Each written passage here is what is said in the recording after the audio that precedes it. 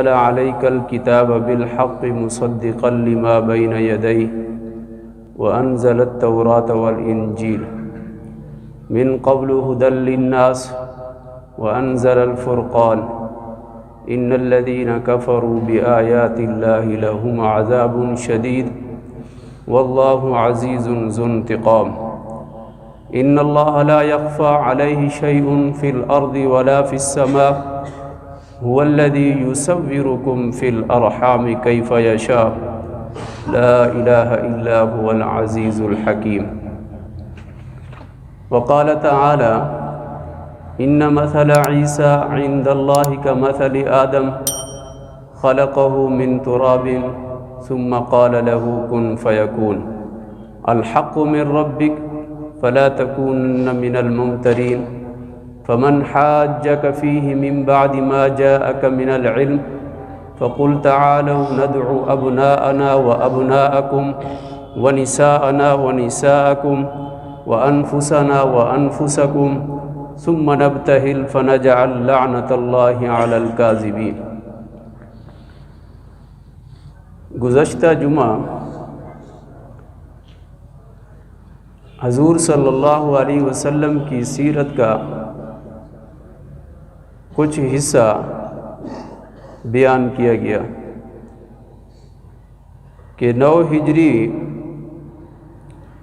ہجری میں آپ صلی اللہ علیہ وسلم نے حضرت ابو بکر صدیق رضی اللہ تعالی عنہ کو امیر بنا کر روانہ فرمایا کہ آپ حج کریں، اور حج کے موقع پر حضرت سیدنا علی المرتضیٰ رضی اللہ تعالی عنہ کو آپ نے بھیجا کہ آپ وہ 40 آیات سورۃ برات کی، سورۃ توبہ کی ابتدائی 40 آیات وہ بھی جا کر حج کے موقع پر آپ لوگوں کو سنا دیں، اور یہ اعلان کر دیں کہ آج کے بعد کافروں سے کوئی معاہدہ نہیں ہے،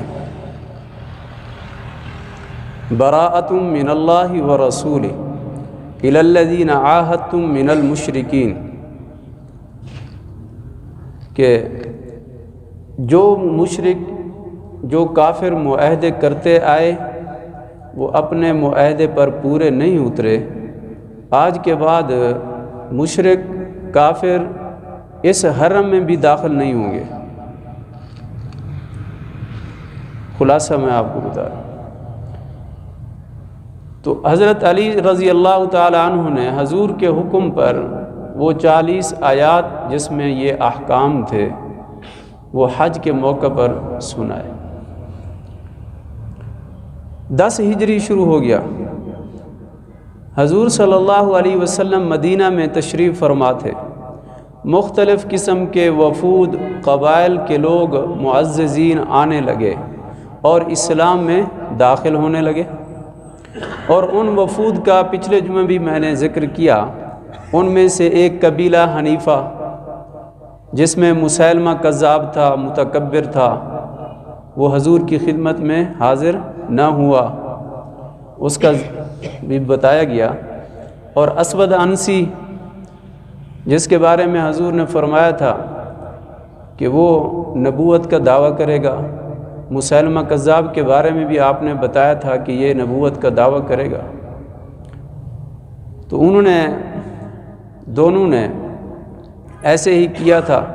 اسود عنسی حضور کے زمانہ میں اس نے نبوت کا دعویٰ کیا تھا، اس کو قتل کیا گیا، مرتد ہو گیا تھا، اور مسیلمہ کذاب حضرت ابو بکر صدیق کے دور میں خلافت میں اس نے نبوت کا دعویٰ کیا، اس کو قتل کیا گیا۔ تو 10 ہجری تھی، 10 ہجری میں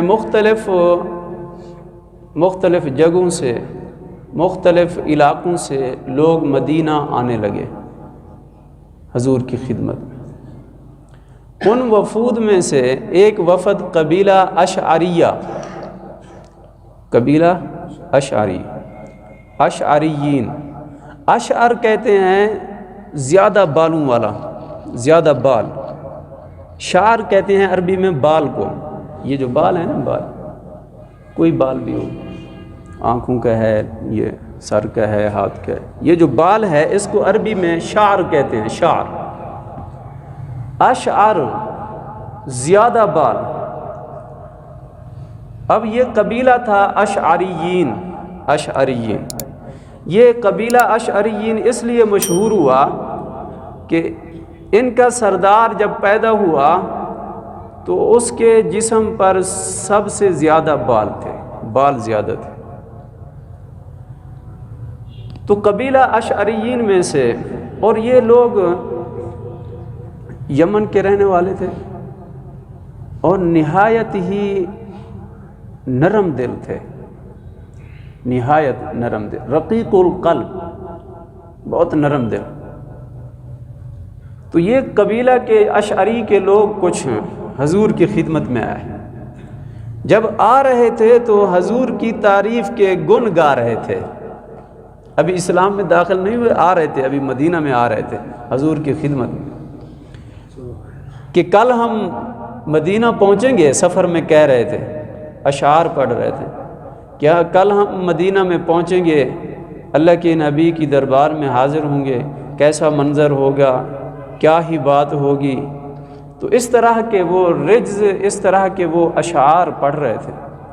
جب مدینہ میں پہنچے تو حضور کو پتہ چلا کہ یمن کے لوگ آ گئے ہیں، اور قبیلہ اشعری کے، کہ حضرت موسیٰ اشعری بھی اسی قبیلہ سے تھے، حضرت موسیٰ اشعری۔ تو جب مدینہ پہنچے حضور نے ان کا استقبال کیا۔ حضور نے صحابہ سے فرمایا، دیکھو یمن والے آ گئے ہیں، یمن والے آ گئے ہیں، ان کے ایمان بھی یمنی ہیں۔ حضور نے فرمایا ان کے ایمان بھی یمنی ہے اور ان کا دل بھی یمنی ہے۔ معنی کیا تھا یمنی کا؟ کہ یہ نرم ہے، نرم، بہت نرم ہے۔ اور جب حضور کی خدمت میں آ گئے، اسلام قبول کر لیا، آپ صلی اللہ علیہ وسلم سے عرض کرنے لگے، یا رسول اللہ صلی اللہ علیہ وسلم، ہم کچھ سیکھنا چاہتے ہیں تو ہمیں آپ کچھ سکھائیں۔ سب سے پہلے یہ ہمیں سکھائیں کہ یہ جو دنیا بنی ہے، یہ عالم بنا ہے، اس کی ابتدا کیسے ہوئی؟ قبیلہ اشعری کے لوگ کہنے لگے، یا رسول اللہ صلی اللہ علیہ وسلم، یہ دنیا، یہ کائنات، یہ سارا نظام، اس کی ابتدا عالم تکوینی کیسے ہو؟ حضور صلی اللہ علیہ وسلم نے فرمایا، اس عالم کی ابتدا اللہ نے یوں فرمائی کہ سب سے پہلے پانی کو پیدا کیا، سب سے پہلے پانی کو پیدا کیا۔ سب سے پہلے پانی تھا، پانی کے اوپر اللہ کا عرش تھا، پانی کے اوپر اللہ کا عرش تھا۔ پھر اللہ نے آسمان اور زمین کو پیدا کیا۔ اس کے بعد سب سے پہلے پانی، پھر اللہ کا عرش۔ تو اس میں سب سے پہلی چیز کون آئی؟ پانی آیا، پھر اللہ کا عرش، پھر اللہ نے زمین اور آسمان کو بنایا، جیسا کہ آیات الکرسی میں ہے، وسع کرسیہ السماوات والارض، ولا یؤودہ حفظہما وہو العلی العظیم۔ اللہ نے جب آسمان اور زمین کو پیدا کر لیا، پہلے تو یوں تھا کہ اللہ نے پانی کو پیدا کر کے پانی کے اوپر اپنا عرش رکھا، پھر اللہ نے زمین آسمان کو پیدا کر دیا، تو پھر اللہ نے اپنے عرش کہاں لے گئے؟ ثم استوى علی العرش، پھر اللہ اپنے عرش کو زمین و آسمان سے اوپر۔ تو یہ حضور صلی اللہ علیہ وسلم تعلیم دے رہے تھے کن کو؟ قبیلہ اشعری کو، بتا رہے تھے کہ اللہ نے نظام یوں شروع کیا، پہلے کچھ بھی نہ تھا، پہلے کچھ بھی نہ تھا۔ جب اللہ نے پانی کے اوپر زمین کو بچھایا، زمین کو بچھایا تو زمین ہلتی تھی، پھر اللہ نے زمین کے اوپر پہاڑوں کو رکھ دیا، والجبال اوتادا، جی اللہ نے پہاڑوں کو میخوں کے طور پر زمین پر گاڑ دیا، جی اللہ نے پھر پہاڑوں کو بنا دیا تاکہ زمین ہلے نہیں۔ پھر اللہ نے جوڑے بنائے، وَخَلَقْنَاكُمْ أَزْوَاجًا، پھر مرد عورت انسان آئے، جی یہ ساری کائنات، یہ سارا نظام جو سجایا ہے کائنات کا، یہ مزین کیا ہے اللہ نے کس لیے کیا ہے؟ انسان کے لیے، انسان مرد اور عورت کے لیے، جی اللہ نے پھر ہر چیز کے جوڑے بنائے۔ چلتی ساری مخلوق اس پر ہے، لیکن ساری مخلوق کو کس لیے بنایا؟ کس کے فائدے کے لیے بنایا؟ انسان کے لیے۔ تو یہ تذکرہ ہو رہا تھا، یہ تعلیم ہو رہی تھی۔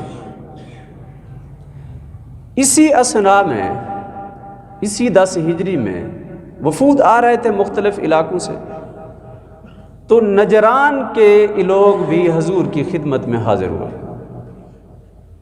نجران کے لوگ، نجران یہ وہ شہر ہے یمن کا، بہت بڑا شہر، جیسے ہمارے بلوچستان کا بڑا شہر کوئٹہ ہے، صوبائی ہمارا صوبہ، یہ صوبہ بلوچستان، اس کی صوبائی اسمبلی تو یہیں پر ہے نا، تو اسی طرح یمن کا بڑا شہر جو ہے وہ نجران تھا۔ تو نجران کے چند عیسائی، نجران کے چند عیسائی وہ کہاں ہے؟ مدینہ۔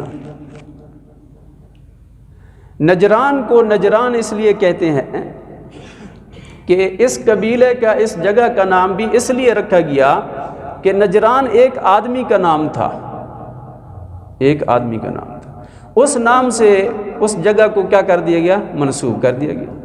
جیسے قبیلہ اشعری، جی اس جگہ کو اسی کے نام کے ساتھ منسوب کر دیا گیا۔ نجران کے 60 لوگ 60 عیسائی، سارے عیسائی تھے، کوئی اس میں مسلمان نہیں تھا۔ یہ 60 لوگ مدینہ آ گئے۔ ان 60 لوگوں میں سے 14 لوگ بڑے ان کے قبیلوں کے سردار تھے۔ پھر ان قبیلوں کے جو 14 سردار تھے، ان 14 سرداروں میں سے انہوں نے ایک بڑا سردار جو ان کا تھا، جس کا نام عبد المسیح عاقب تھا، وہ بھی ان کے ساتھ تھا، اور اس کا ایک وزیر تھا، مشیر تھا، اس کا عبد المسیح عاقب کا، جس کا نام سید اہم تھا، وہ اس کے ساتھ تھا۔ پھر اس قافلے کے اندر ایک بڑا پادری تھا، ان کا امام، عیسائیوں کے امام جو ہے وہ پادری کہلاتے ہیں، حبران کہلاتے ہیں، سقف کہلاتے ہیں، سقف، حالانکہ سقف کہتے ہیں چھت کو۔ وہ کہتے ہیں کہ ہمارا جو امام ہے نا، جو ہمارا بڑا ہوتا ہے، جو ہمارا بزرگ ہوتا ہے، وہ سب کچھ وہی ہے، چھت نہ ہو تو کچھ بھی نہیں ہے۔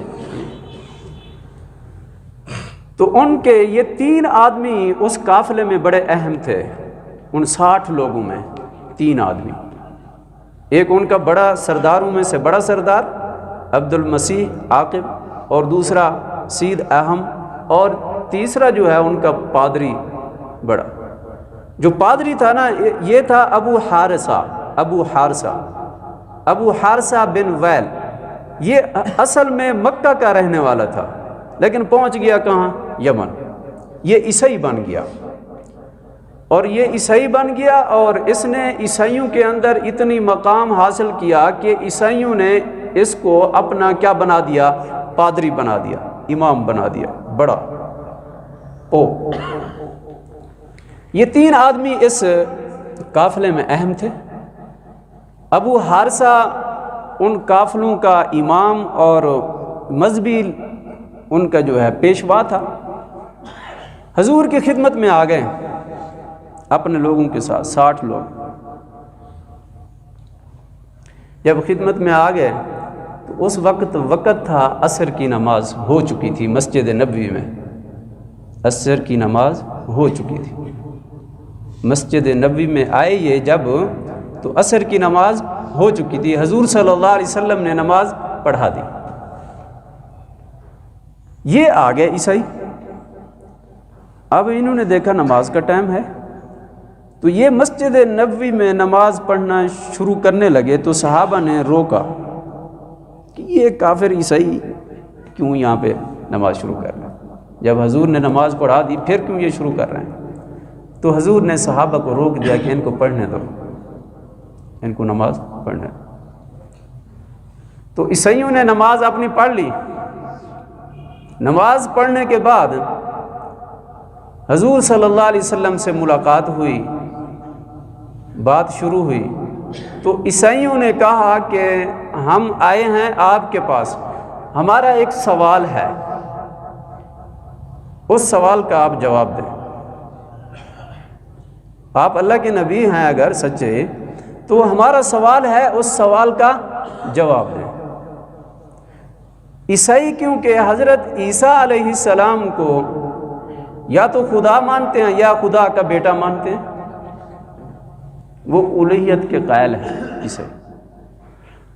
تو انہوں نے کہا حضرت عیسیٰ علیہ السلام اللہ کے بیٹے ہیں، اللہ جیسے ہیں، اللہ یعنی کہ وہ یہ تثلیث جو بناتے ہیں نا، تثلیث، وہ کیا کہتے ہیں کہ یہ حضرت عیسیٰ علیہ السلام یہ تین خدا بناتے ہیں، تین خدا، کہ حضرت عیسیٰ علیہ السلام تین خداؤں میں سے ایک خدا یہ بھی ہے، عیسائی کا جو عقیدہ ہے۔ اس لیے اپنے بچوں کے گلوں میں یہ چیزیں نہ ڈالا کرو، یہ تثلیث والی چیز، یہ زہر کرتی ہے، اظہار ہوتا ہے کہ ایک خدا نہیں تین خدا ہیں، ان تین خداؤں میں سے ایک خدا عیسیٰ بھی ہے۔ بات میری سمجھ آ رہی ہے؟ تو انہوں نے کہا، عیسائیوں نے حضور صلی اللہ علیہ وسلم کو، کہ آپ کہتے ہیں کہ عیسیٰ یہ اللہ کے بیٹے نہیں ہیں بلکہ یہ اللہ کے بندے ہیں، آپ ایسے کیوں کہتے ہیں؟ ہمارے سوال ہے یہ، اس کا جواب ہے۔ تو حضور صلی اللہ علیہ وسلم پر قرآن اترا، اللہ نے قرآن اتارا، اللہ نے فرمایا ان سے کہو اچھا تم اللہ کا بیٹا بناتے ہو، اللہ کا بیٹا بناتے ہو، اللہ کی مثل کوئی چیز ہے بھی صحیح؟ اللہ کی مثل کوئی چیز ہے بھی صحیح؟ اللہ کی کوئی صورت آپ جس کو بیان کر سکو؟ ہے کوئی؟ تورات میں دکھا دو، انجیل میں دکھا دو، زبور میں دکھا دو، تم جس کتاب کو مانتے ہو تم اسی کتاب میں دکھا دو کہ اللہ کی کوئی مثل کوئی چیز ہے؟ لیس کمثلہ شیء، کوئی چیز بھی اللہ کی مثل نہیں ہے۔ تو اللہ نے فرمایا ان سے کہو، دیکھو تم کہتے ہو کہ عیسیٰ علیہ السلام اللہ کے بیٹے ہیں، اگر اللہ کے بیٹے ہوتے تو وہ پھر اپنے باپ کے مشابہ ہوتے، اپنے باپ کے مشابہ ہوتے۔ حضور صلی اللہ علیہ وسلم نے فرمایا عیسائیوں سے کہ بیٹا جو ہے باپ کے مشابہ ہوتا ہے یا ماں کے مشابہ ہوتا ہے، کچھ شکل اس کی کیا کرتی ہے، میچ کرتی ہے، باپ کی طرف ہوتا ہے یا ماں کی طرف ہوتا ہے یا اپنے خاندان میں سے کسی کی طرف۔ حضور صلی اللہ علیہ وسلم نے فرمایا حضرت عیسیٰ علیہ السلام کی مثال، ان کی شکل و صورت، آپ بتائیں یہ کس کی صورت پر ہے؟ تم نے اللہ کو دیکھا ہے؟ عیسائیوں سے کہا گیا اللہ کو دیکھا ہے، اللہ کی صورت کیسی ہے؟ بیٹا باپ کے مشابہ ہوتا ہے، اگر تم باپ بناتے ہو اللہ کو تو اللہ کی صورت ذکر کرو کہ اللہ کی صورت کیسی ہے۔ تو کوئی جواب نہیں تھا عیسائیوں کے پاس، عیسائیوں نے اللہ کو دیکھا تو نہیں ہے۔ اللہ اکبر، یہ آیات اتری الف لام میم اللہ لا الہ الا هو الحی القیوم نزل علیک الکتاب بالحق مصدقا لما بین یدیہ وانزل التوراۃ والانجیل من قبل ھدی للناس وانزل الفرقان۔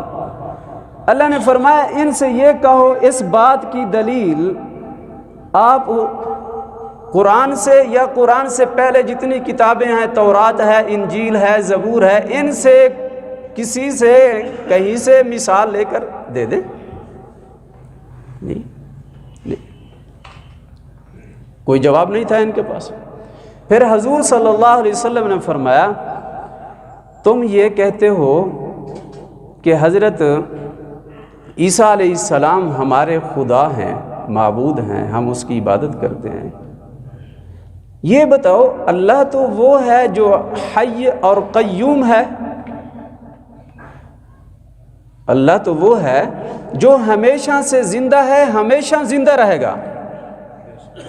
او عیسائیو تم یہ بتاؤ عیسیٰ کہاں ہیں؟ عیسیٰ علیہ السلام کہاں ہیں؟ اللہ تو ہمیشہ زندہ ہے، ہمیشہ زندہ رہے گا، اللہ پر تو کوئی فنا نہیں ہے۔ تم کہتے ہو کہ ہمارا معبود عیسیٰ ہے، تو حضرت عیسیٰ علیہ السلام پر تو موت آئے گی، موت آئے گی۔ اگر اللہ نے ان کو آسمان پہ اٹھا لیا، وہ پھر آئیں گے، ہاں جی 40 سال گزاریں گے، حضور کی امتی میں سے امتی بنیں گے، لیکن اس کے بعد رزلٹ کیا ہے، اینڈ کیا ہے؟ موت ہے، مریں گے، اس دنیا سے رخصت ہوں گے۔ کوئی چیز بھی اس دنیا میں آئی، کوئی چیز ایسی نہیں ہے کہ پھر وہ اس پر موت نہ آئے۔ کل نفس ذائقۃ الموت، ہر چیز جو ہے وہ مرے گی۔ عیسیٰ علیہ السلام بھی مریں گے، اللہ تو نہیں مریں گے۔ تم کہتے ہو حضرت عیسیٰ علیہ السلام بھی معبود ہیں، الوہیت کے وہ مقام پر ہیں۔ اللہ صرف الہ ہے، وہی معبود ہے، اس کے ساتھ کسی کو شریک نہ کرو۔ تو عیسائیوں کے پاس اس کا کوئی جواب نہ تھا کہ اللہ تو ہمیشہ زندہ ہے۔ پھر آپ صلی اللہ علیہ وسلم نے فرمایا،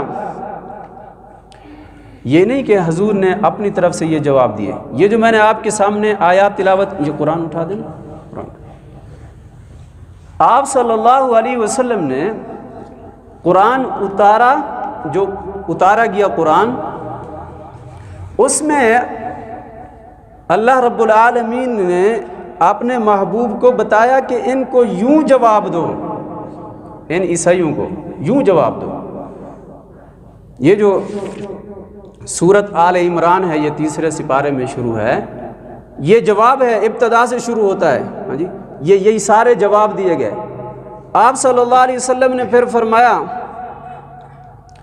دیکھو تم کہتے ہو کہ حضرت عیسیٰ خدا ہیں، عیسائیوں سے کہا حضور نے، حضرت عیسیٰ علیہ السلام کو تو کسی چیز کا علم نہیں ہے، جو چیز چھپی ہے وہ اس کو نہیں جانتے، وہ اس کو نہیں جانتے۔ اللہ تو وہ ہے، ان اللہ لا یخفی علیہ شیء فی الارض ولا فی السماء، اللہ تو وہ ہے کہ آسمانوں میں بھی جو کچھ ہے، زمین پر بھی جو کچھ ہے، اس میں جو کچھ ہو رہا ہے، جتنی بھی مخلوق ہے، اللہ سب کو جانتا ہے۔ کیا عیسیٰ علیہ السلام جانتے ہیں؟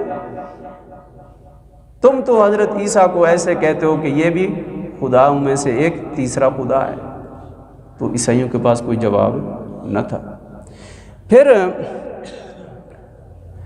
اللہ نے فرمایا اے محبوب ان عیسائیوں سے یہ کہو، یہ بتاؤ کہ ماں کے رحم میں بچہ جو آتا ہے، پہلے تو کچھ نہیں ہوتا نا، ماں کے رحم میں بچہ آتا ہے، وہ کیسے آتا ہے، اور بچہ جو صورت بنتی ہے وہ کون بناتا ہے؟ کیا حضرت عیسیٰ علیہ السلام ایسے بنا سکتے ہیں؟ تو ان کے پاس کوئی جواب نہیں تھا۔ پھر اللہ نے فرمایا ان سے کہو هو الذی یصورکم فی الارحام کیف یشاء، وہ صرف اللہ ہے جو ماں کے رحم میں بچے کو پیدا کرتا ہے اور جس طرح چاہتا ہے اس کو صورت عطا کرتا ہے. کسی کو کالا بناتا ہے، کسی کو گورا بناتا ہے، کسی کو چٹا بناتا ہے، اور وہ اللہ ہے. ہاں جی، کس کو جس طرح چاہتا ہے، جو صورت چاہتا ہے عطا کرتا ہے. اس کے پاس صورتوں کا ایسا خزانہ ہے کہ جتنی لوگ بھی دنیا میں آئے ہیں کسی کی صورت دوسرے سے جدا جدا ہے. اس کے پاس اتنی سانچے ہیں کہ وہ مصور ایسا ہے. تم کہتے ہو اللہ بھی خدا ہے اور حضرت عیسیٰ بھی خدا ہیں، تو پھر حضرت عیسیٰ علیہ السلام نے کسی کی کوئی صورت بنائی؟ اور پھر ان سے یہ کہو عیسیٰ علیہ السلام ماں کے پیٹ میں آئے یا نہیں؟ عیسیٰ علیہ السلام کہاں سے پیدا ہوئے؟ حضرت مریم کے پیٹ سے پیدا ہوئے. حضرت مریم علیہ السلام کی، ہاں جی، حضرت مریم کے پیٹ سے پیدا ہوئے حضرت عیسیٰ. تم کہتے ہو کہ وہ خدا ہیں. حضرت عیسیٰ علیہ السلام کو جو تصویر دی وہ کس نے دی؟ اللہ نے دی. وہ ماں کے پیٹ میں آئے، اللہ نے ان کو تصویر دی، ان کو ایک شکل دی، اور وہ ماں کے پیٹ میں رہے، اور پھر ماں کے پیٹ سے باہر آئے، اور حضرت مریم نے ان کو بھی اس طرح جنا جیسے اور عورتیں بچوں کو جنتی ہیں. ایسے ہے نا کہ جیسے اور عورتیں اس دنیا میں اپنے بچوں کو جنتی ہیں، اسی طرح حضرت مریم نے حضرت عیسیٰ کو جنا. تم کہتے ہو وہ خدا ہے. پھر فرمایا گیا دیکھو وہی اللہ ہے، وہی معبود ہے، اس کے علاوہ کوئی الہ نہیں، کوئی معبود نہیں. عبادت کے لائق صرف اور صرف کون ہے؟ اللہ ہے. اب یہ عیسائیوں کی ساری وہ مجلس بیٹھی ہے، حضور صلی اللہ علیہ وسلم ان کو جواب دے رہے. پھر انہوں نے کہا اچھا جب یہ بات ہوئی تو ان کے اندر تعصب تو تھا عیسائیوں کے اندر. انہوں نے کہا اچھا یہ بتائیں پھر یہ بتائیں کہ عیسیٰ علیہ السلام پھر کس چیز سے وہ پیدا کیے گئے؟ ان کا باپ کون ہے؟ ان کا باپ کون ہے؟ جب کوئی جواب ان کے پاس نہیں تھا عیسائیوں کے پاس، تو پھر انہوں نے حضور سے کہا اچھا یہ بتاؤ پھر حضرت عیسیٰ کا باپ کون ہے؟ تو اللہ نے پھر دوسری جگہ پہ قرآن میں یہ قرآن کی آیات اتاری. اللہ نے فرمایا ان مثل عیسیٰ عند اللہ کمثل آدم. حضرت عیسیٰ علیہ السلام کی مثال حضرت آدم کی طرح ہے. جیسے حضرت آدم کو اللہ نے بغیر ماں کے بغیر باپ کے پیدا کر دیا مٹی سے، اسی طرح اللہ نے حضرت عیسیٰ کو بغیر باپ کے مٹی سے پیدا کر دیا. ان مثل عیسیٰ عند اللہ کمثل آدم خلقہ من تراب ثم قال له کن فیکون. وہ اللہ ہے جو انسان کو مٹی سے پیدا کرتا ہے، بغیر باپ کے پیدا کرتا ہے، بغیر ماں باپ کے پیدا کرتا ہے. وہ اللہ ہے. وہ کیسے پیدا کرتا ہے؟ ثم قال له، جب اللہ کسی چیز کا ارادہ فرماتے ہیں اللہ کہتے ہیں کن ہو جا، فیکون، پس وہ ہو جاتی ہے. اللہ کے ارادے کا نام وجود ہے. اللہ جب چاہتے ہیں کسی چیز کو تو اللہ فرماتے ہیں ہو جا، بس وہ ہو جاتی ہے. ان مثل عیسیٰ عند اللہ کمثل آدم خلقہ من تراب ثم قال له کن فیکون. آگے حضور نے فرمایا الحق من ربک، میرے رب کی ساری باتیں سچی ہیں. عیسائیو اگر تم مانو یا نہ مانو، اللہ کو ایک معبود مانو، نہیں مانتے تو نہ مانو، لیکن میرے رب کی جو باتیں ہیں وہ ساری کی ساری سچی ہیں. فلا تکونن من الممترین، میرے رب کی باتوں میں کوئی شک کی گنجائش نہیں ہے. فمن حاجک فیہ من بعد ما جاءک من العلم. اب یہ ساری چیزیں تم نے سن لی ہیں. حضور نے فرمایا، اللہ نے قرآن اتار کر فرمایا اے محبوب ان سے کہو اب ساری دلائل تم نے سن لی ہیں عیسائیو. اب اگر تم دلائل سننے کے باوجود بھی من بعد ما جاءک من العلم تمہیں معلومات بھی ساری ہو گئی، ساری چیزیں سننے کے باوجود اگر تم پھر بھی نہیں مانتے، فمن حاجک فیہ من بعد ما جاءک من العلم فقل تعالوا ندعو ابناءنا وابناءکم ونساءنا ونساءکم وانفسنا وانفسکم ثم نبتہل فنجعل لعنۃ اللہ علی الکاذبین۔ عیسائیوں اگر تم اب بھی نہیں مانتے، پھر تمہارا اور فیصلہ ہمارا اب ایسا ہوگا کہ ایک میدان میں تم بھی آ جاؤ، ہم بھی آ جاتے ہیں، تم اپنی اولاد کو بھی لے آؤ، اپنی عورتوں کو بھی لے آؤ، اپنے بچوں کو بھی لے آؤ، تم بھی لے آؤ۔ حضور نے فرمایا میں بھی لے آتا ہوں، پھر مباہلہ کرتے ہیں، پھر قسم اٹھاتے ہیں کہ اے اللہ ہمارے ان دونوں کے درمیان فیصلہ کر، جو سچا ہے اس کو قائم رکھ، جو غلط ہے اس کو ہلاک کر دے۔ پھر مباہلہ ہوگا۔ وہ دن گزرا، حضور نے رات کو تیاری کی، صبح ہوئی، حضور نے حضرت حسن حسین سے کہا تیاری کرو، آج عیسائیوں سے مباہلہ کریں گے۔ ان کو میدان میں لے آتے ہیں، وہ اپنے بچوں کو بھی لے آئیں، عورتوں کو بھی لے آئیں۔ آج ہمارا دین اور ان کے دین میں جو ہے نا اللہ فیصلہ کرے گا کہ کون سا دین سچا ہے، اسلام سچا ہے یا عیسائی سچے ہیں۔ دوسرا دن ہوا، حضور صلی اللہ علیہ وسلم حضرت حسن کو، حضرت حسین کو، حضرت فاطمہ کو، حضرت علی کو، اپنے خاندان کو لے کر آگئے اور عیسائیوں کو بلایا، تم بھی لے آؤ اپنی عورتوں کو، بچوں کو، آج میدان میں اللہ فیصلہ کرے گا، فیصلہ اللہ کرے گا۔ مباہلہ کرتے ہیں۔ جب عیسائیوں نے دیکھا یہ کیا ہو گیا، عیسائی دیکھتے دیکھتے حضرت حسن حسین کو دیکھنے لگے، وہ تو خوبصورت جنت کے شہزادے تھے۔ تو عیسائیوں کے سردار جو تھا عبد المسیح، جو بڑا سردار تھا، ان 14 سرداروں میں سے بڑا سردار، وہ کہنے لگا باقی عیسائیوں سے، اللہ کے بندے دیکھو تو صحیح کیسے شہزادے ہیں، کیسے خوبصورت شہزادے، وہ ان سے ہم مقابلہ کیسے کر سکتے ہیں؟ کہنے لگے واقعی یہ اللہ کے سچے نبی ہیں، آپس میں کہنے لگے، آپس میں۔ حضور نے فرمایا آؤ مباہلہ کرتے ہیں، آؤ تمہارا دین سچا ہے یا ہمارا دین سچا ہے، آؤ مباہلہ کرتے ہیں، لے آؤ میدان میں آؤ۔